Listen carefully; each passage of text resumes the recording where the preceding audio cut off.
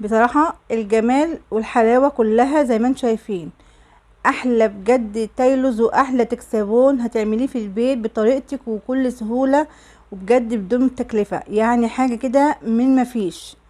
حاجة روعة. بصوا شايفين اللزوجة وشايفين الكثافة، تركيزها حلو جدا، اللهم بارك، وجميلة جدا وتستخدميها لأكتر من حاجة. السلام عليكم ورحمة الله وبركاته. اللهم صل وسلم وبارك على سيدنا محمد وعلى آله وأصحابه أجمعين. معاكم أختكم سمر دسوقي، إن شاء الله يا رب دايما تبقوا بخير وعافية جميعا.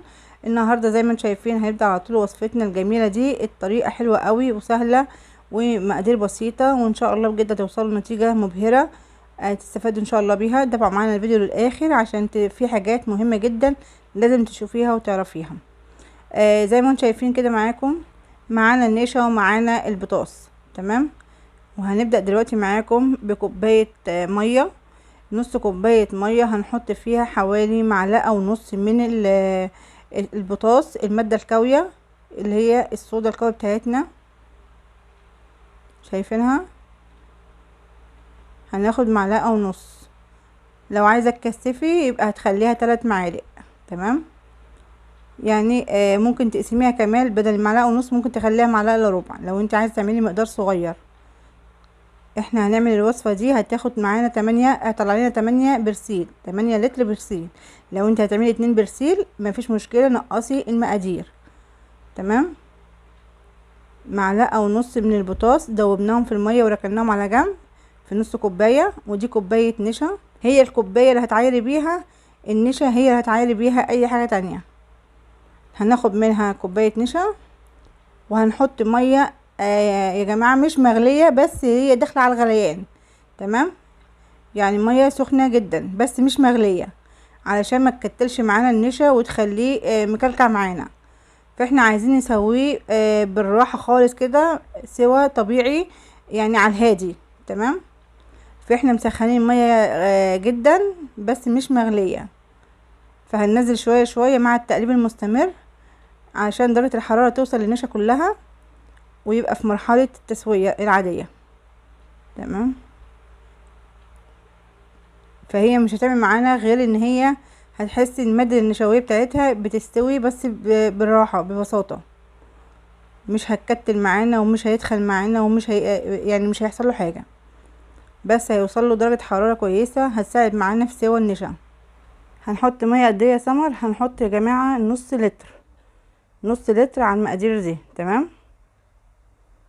نبدأ نقلب فيها كده زي ما انتم شايفين، كل ما نحط شوية مية نقلب فيها.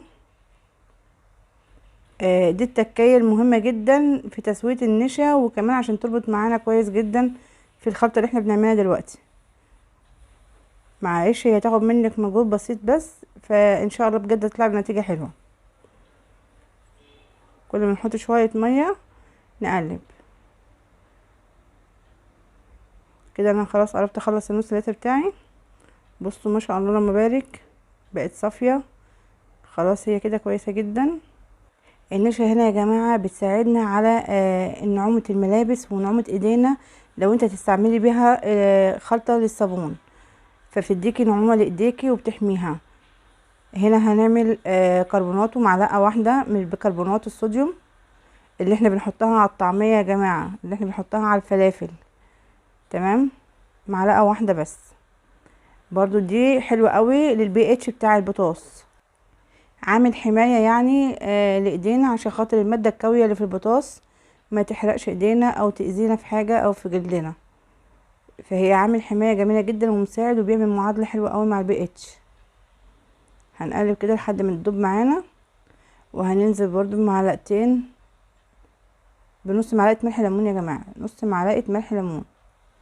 ما عندكيش ملح ليمون اعصري ليمونة كاملة وحطي نص معلقة ملح. تمام كده. طبعا احنا عارفين فوائد الليمون حلوة قوي قوي لنظافة الغسيل وطهارته، وكمان نصاع البياض بتاع الأقمشة وإزالة البقع. طبعا زمان احنا كنا بنستخدمه، يعني الناس اللي هي كانت بتستخدم قشر الليمون في الغليان لما كانت بتغلي الأبيض، أو كانت تحطه في الغسالة أو في الطشت كده في بتاع الغسيل وتنقعه مع الغسيل. بجد كان بيعمل معامل مساعد جدا لإزالة البقع. هنا كمان هنحط ربع كوبايه من السكر، ربع كوبايه لنص كوبايه، بس هو حلو قوي ربع كوبايه سكر. تمام. احنا عارفين خلاص كده ان السكر ده معزز للرغوه وجميل جدا، وبيساعد على رغوه الصابون او الماده اللي انت بتستخدميها، فهو جميل جدا في الحاجه دي. ما عندكيش سكر حطي جليسلين. تمام. هو بديل الجليسلين في الحاجه دي. فاحنا المتوفر عندنا كلنا في بيوتنا السكر، فهنحط ربع كوبايه سكر. هنقلب لحد ما تحس ان هي دابت، وهننزل معاكم دلوقتي برضو بمعلقه من الملح. هنقلبها برضو لحد ما تدوب معانا. خليكي بس فاكره الخطوات عشان دي مهمه جدا لعمليه التكسبون والتيلوز، عشان النتيجه تطلع كويسه معاكي، علشان ما فيش حاجه تبقى قبل حاجه او تقع منك حاجه تبوظ معاكي الخلطه. تمام. كل ما هنحط حاجه من البودره اللي احنا حطيناها دي، البودر دي، هنقلب فيها عشان تدوب معانا وتختلط بالنشا.